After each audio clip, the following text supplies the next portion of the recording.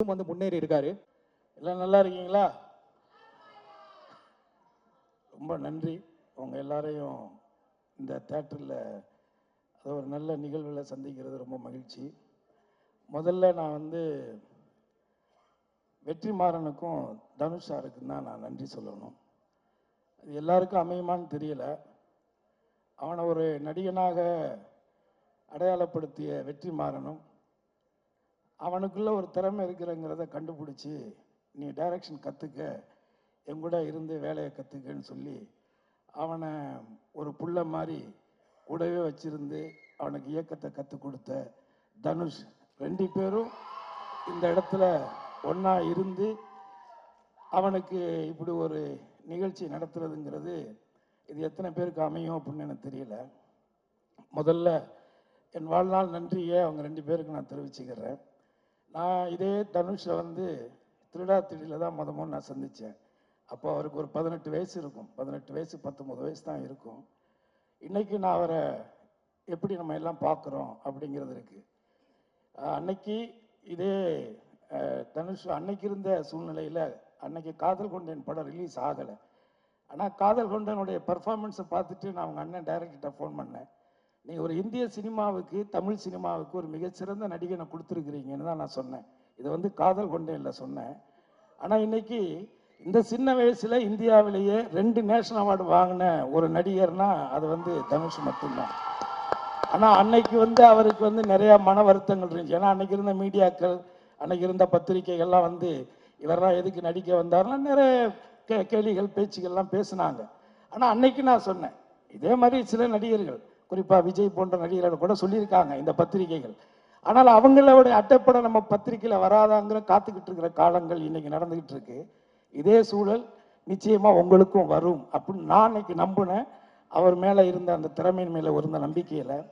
So அப்பேற்பட்ட ஒரு ஆக சிறந்த இன்னைக்கு தேசிய அளவில் பல விருதுகளை பெற்ற இயக்குனர் வெற்றிமாறன், அவருடைய முதல் கதை பொல்லாதவன். அந்த பொல்லாதவன் கதையிலிருந்து நான் அவர் கூட ட்ராவல் பண்ணுறேன். அந்த படத்தில் நான் நடித்தேன். ஆனால் அதுக்கப்புறம் எந்த படத்துலையும் அவர் என்னை நடிக்க கூப்பிடலை, அது வேற. பட் இருந்தாலும் அந்த படத்திலிருந்து நான் ட்ராவல் பண்ணியிருக்கேன். அந்த படம் அதுலேயும் குறிப்பாக வந்து அந்த படத்தில் தனுஷ் சார் வந்து அந்த உடம்பை வந்து அவர் 6 பேக் மாற்றி அதுக்கு எவ்வளோ எஃபர்ட்ஸ் போட்டு அந்த ஃபைட் சீன் பண்ணாருங்கிறது இருக்குது. ஸோ ஆக இந்த சினிமா அப்படிங்கிறது இங்கே சொன்ன மாதிரி நான் 12 வயசுலேருந்து மேடைகளில் மக்களை சந்திச்சுக்கிறேன். 12 வயசுலேருந்து என் வாழ்க்கை இதுதான். அவன் கென்னு சொல்கிற மாதிரி எனக்கு வந்து சினிமா தவிர வேறு எதுவுமே தெரியாது. இந்த அரசியல்லாம் வந்து திடீர்னு இடையில நடந்த விஷயங்கள் தான். பட் அது பிரச்சனை இல்லை. ஆனால் ஒரு அடிப்படையாக நான் வந்து ஒரு கலைஞன், சினிமாவில் சம்பாரித்து சினிமாவிலேயே படங்கள் எடுத்து டிஸ்ட்ரிபியூஷன் பண்ணி இப்படி ஒரு நடுத்தர வாழ்க்கையை தான் நான் வாழ்ந்துட்டுருக்கிறேன். ஆனால் நான் ஒன்றை மட்டும் முழுசாக நம்பினேன், சினிமாவுக்கு நாம் உண்மையாக இருந்தால் சினிமா ஒருபோதும் நம்மை கைவிடாது அப்படின்னு நான் நம்பினேன்.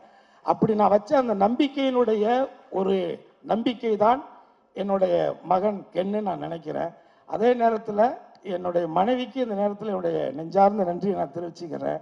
ஸோ அவங்களுடைய வளர்ப்பு, அவங்களுடைய அனுசரிப்பு, அவங்களுடைய அந்த மோட்டிவேஷன், இது எல்லாம் சேர்ந்தது தான் கென்னு. ஆனால் நான் எப்போதும் நம்புறது வந்து ஒரு திருவள்ளுவருடைய குரல் தான். என்னுடைய சின்ன வயசுலேருந்தே தெய்வத்தால் ஆகாதெனினும் முயற்சி தன் மெய்வருத்த கூலி தரும் அப்படிங்கிற அந்த குரல். அந்த கடவுளே நம்ம கைவிட்டாலும் நம்மளுடைய உழைப்பும் நம்முடைய திறமையும் ஒருபோதும் நம்மளை கைவிடாது அப்படிங்கிறத காலம் முழுவதும் நீங்கள் மனசில் வச்சுக்கணும். அதே மாதிரி இந்த படத்தை எடுத்த தயாரிப்பாளர் கருப்பையா, அப்புறம் அந்த பையன் பிரணவ் அவர், அப்புறம் காளின்னு ஒரு பையன், 3 பேர் வந்தாங்க. அதில் ஒருத்தர் வெளியேறிட்டார். பட் அவங்க 2 பேர் அவங்க அம்மா எல்லாம் சேர்ந்து ஒரு புது பசங்க, நீங்கள் இவங்க எப்படி பண்ணுவாங்க அப்படின்னு நம்ம இந்த 25 வருஷத்தில் நல்ல விஷயங்களை விட கசப்பான விஷயங்கள் தான் அதிகமாக சினிமாவில் கற்றுருக்கிறேன். அப்போது நான் அவங்களை நம்பிக்கை இல்லாமல் நான் யோசிக்கும் பொழுது அந்த பசங்க ரொம்ப கேஷுவலாக இல்லை அங்கிள் நான் பண்ணிடுவான் அங்கிள் அப்படி மாதிரி சொன்னாங்க. ஆனால் நான் ஒன்றை மட்டும் சொல்கிறேன், ஒரு 100 படம் எடுத்த கம்பெனி கூட இந்த அளவுக்கு சிறப்பாக ஒரு படத்தை எடுக்க முடியாது. அந்த அளவுக்கு இந்த சின்ன வயசில் ரொம்ப அனுபவமாக, ரொம்ப நேர்த்தியாக, உண்மையாக அவங்க ஒர்க் பண்ணியிருக்காங்க. அதே நேரத்தில் நான் இன்னொன்று சொல்லிடுறேன், இந்த 25 வருஷத்தில் நான் அந்த சினிமாவில் யாருக்கிட்டையும் நான் எதுக்காகவும் போய் நின்னதில்லை. ஒருவேளை இந்த படங்கள் வெளியிட்டது பண்ணது இந்த டிஸ்ட்ரிபியூட்டர்கள்ட்ட வேணால் போய் நின்றுருப்பேன். அதை தாண்டி நான் வேறு யார்கிட்டையும் போய் வாய்ப்புக்கோ அதுக்கெல்லாம் போய் நின்னதில்லை. முதல்ல வாய்ப்பு நம்ம கேட்கிட்டோம்னாலே ஒரு நடிகன் வந்து வாஷ் அவுட்டு தான். அது திறமையின் அடிப்படையில் இந்த கேரக்டர் பண்ணால் நல்லா இருக்கும்னு வந்தால் தான் உண்டு. ஏன்னா நான் அதிகமாக நடித்த படங்களில் ஹீரோக்கள்லேயே வந்து நான் அதிகமாக நடித்தது தனுஷ் கூட தான். நிறைய படங்கள் நான் தனுஷ் கூட மட்டும்தான் நடித்தேன். ஆனால் அவர் கூட நான் நடித்த 14 வருஷம் ஆயிடுச்சு. அதுக்கப்புறம் இப்போ நான் கரையில் நடிச்சிருக்கேன். அந்த கரையில் அவருக்கு அவார்டு கிடைச்சிச்சுன்னா எனக்கும் கொடுத்தாகணும், இல்லைன்னா நான் கவர்மெண்ட் சென்ட்ரல் கவர்மெண்ட் மேலே வெறுப்பாயிருவேன். ஏன்னா நான் அதை பிஜேபியை திட்டுறேங்கிட்டேன்னு சொல்லி கொடுக்காமலாம் அவாய்ட் பண்ணிடக்கூடாது, கொடுத்தே ஆகணும். அந்த விதத்தில் நான் யாருக்கிட்டையுமே பெருசாக இதுக்கும் போய் நின்னதில்லை. ஆனால் என் லைஃப்பில் ஃபஸ்ட் டைமாக இவன் நடிக்கணும்னு முடிவெடுத்ததுக்கு பிறகு நான் வந்து இதுக்கு ஒரு லவ் படம், லவ் சாங்ஸ், நல்ல சாங்ஸ் வேணும் அப்படிங்கிற பொழுது நான் நேரடியாக ஜீவியை ஒரு ஷூட்டிங்கில் தான் போய் பார்த்து, இது மாதிரி என் பையனை வச்சு பண்ணுறேன் தம்பி, நீங்கள் தான் பண்ணி கொடுக்கணும் அப்படின்னு நான் கேட்டேன். எனக்கு என்ன சம்பளம் கொடுப்பீங்கன்னு அவர் கேட்கல. இன்றைக்கி நீங்கள் என்ன சம்பளம் வாங்குறீங்கன்னு எனக்கு தெரியும், ஆனால் நிச்சயமாக என்னால் அதை கொடுக்க முடியாது. ஆனால் ஏதாவது நான் என்னாவது பண்ணுறேன் அப்படின்னு சொல்லும் பொழுது அதெல்லாம் ஒன்றும் வேண்டாம், உங்களுக்காக கென்னுக்காக நான் இந்த படம் ஃப்ரீயாக பண்ணுறேன் அப்படின்னு இந்த 25 வருஷத்தில் எனக்கு இந்த சினிமாவில் இந்த ஒரு வார்த்தை, இன்னைக்கு எப்படி பார்த்தாலும் அவர் பண்ணுற படங்கள், இப்போ தனுஷார் கூடலாம் இப்போ படம் பண்ணிக்கிட்டு இருக்காங்க. அந்த படங்கள் அவர் என்ன சம்பளம் வாங்குறாருன்னு தெரியும். நம்ம சொன்னால் ஐடி பிரச்சனை வந்துடும், அதனால் நம்ம சொல்லக்கூடாது. பட் இருந்தாலும் இது வந்து ஒரு வாழ்நாளில் நம்ம வந்து அவருக்கு நன்றியோடு இருக்கணும். அதே மாதிரி இதில் ஒர்க் பண்ணியிருக்கிற எல்லாருமே என்னுடைய ஃப்ரெண்ட்ஷிப்புக்காகவும் அவனுடைய பழக்கத்திற்காகவும் அவன் மேலே ஏதோ ஒரு பாசத்தினாலேயும், அதில் இதில் இருக்கிற நிறைய பேர் தனுஷார் கூட இருந்தவங்க தான். ஸோ அவங்க எல்லாருமே தனுஷார் மூலமாக தான் இவனுக்கு அவங்களெல்லாம் தெரியும். இப்படி எல்லாருமே சேர்ந்து இதில் வந்து அவனுக்கு ஒரு சப்போர்ட்டாக இருந்திருக்கிறீங்க. இதில் ஒர்க் பண்ண ஒரு லைட்மேன்லேருந்து, ஒரு ஆர்ட் டைரக்டர் அசிஸ்டன்ட்லேருந்து, ஒரு ப்ரொடக்ஷனில் பாத்திரங்கள் ஒரு அம்மாவிலேருந்து அத்தனை பேருக்கும் என்னுடைய குடும்பத்தின் சார்பாக, என் சார்பாக நான் நன்றியை தெரிவிச்சுக்கிறேன். அதே நேரத்தில் இந்த படத்தில் முக்கியமான ஒரு கதாநாயகன், இந்த படத்தினுடைய கேமராமேன். அந்த பையனுக்கு பெரிய இது இந்த இன்ட்ரி எல்லாம் இல்லாட்டியும் கூட, ஆனால் நிச்சயமாக இந்த தமிழ் சினிமாவில் ஒரு தவிர்க்க முடியாத ஒரு ஒளிப்பதிவாளராக அந்த பையன் வருவான், அது என்னுடைய நம்பிக்கை.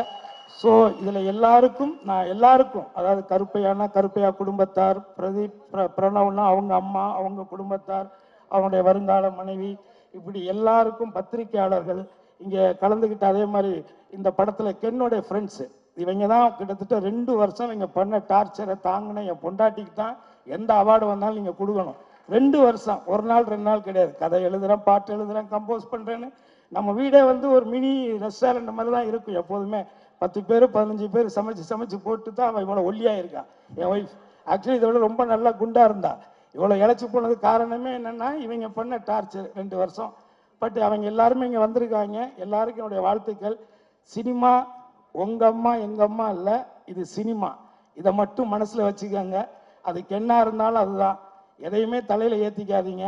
இன்னைக்கு நீங்கள் இயக்குனர் ஆனது உங்களுக்கு தவிர்க்க முடியாத ஒரு சூழல், அவ்வளோதான். ஆனால் அதை கற்றுக்கன்னு சொன்னது தனுஷ் தான், அதில் ஒன்றும் மாற்றுக்கிறதே கிடையாது. அவர் ஒன்றை செலக்ட் பண்ணுறாருன்னா அவ்வளோ ஈஸியாக ஒரு விஷயத்தை செலக்ட் பண்ண மாட்டார். அப்படி செலக்ட் பண்ண ஆட்கள் யாருமே இந்த சினிமாவில் தோக்கவும் கிடையாது. எல்லாமே ஒரு பெரிய இடத்துல தான் இருக்காங்க. நான் பேரெல்லாம் சொல்ல விரும்பலை. ஆனால் அந்த அந்த அந்த ஜட்ஜ்மெண்ட் அவர்கிட்ட இருக்குது. அது போக நான் எத்தனை வருஷம் கழித்து பார்த்துட்டு நான் கென்னுக்கிட்ட கூட சொன்னேன், எப்போ நான் பார்த்தேன், எத்தனை வருஷம் ஆச்சு, இத்தனை வருஷத்தில் இன்னமும் சினிமாவை தவிர வேறு எந்த சிந்தனையுமே இல்லாத ஒரு நடிகன் தனுஷுங்க. இதுக்கு மேலே நான் எதுவும் சொல்ல விரும்பலை. பட் ஆகவே உங்கள் எல்லாருக்குமே என்னுடைய நன்றி. நான் நிறைய நேரத்தை எடுத்துக்கிட்டேன்னு நினைக்கிறேன். எனிவே, ஒரு வள்ளுவருடைய ஒரு குறள் இருக்குது, அது ஈன்ற பொழுதில் பெரிதுவக்கும் தன் மகனை சான்றோன் என கேட்ட தாய் அப்படின்னு ஒரு வள்ளுவருடைய குறள். இதை விட என்னுடைய மனைவிக்கு ஒரு பெரிய சந்தோஷத்தை அவன் பிள்ளையாக அவன் கொடுக்க முடியாதுன்னு நான் நினைக்கிறேன். Really I am proud of you my dear son. Thank you sir.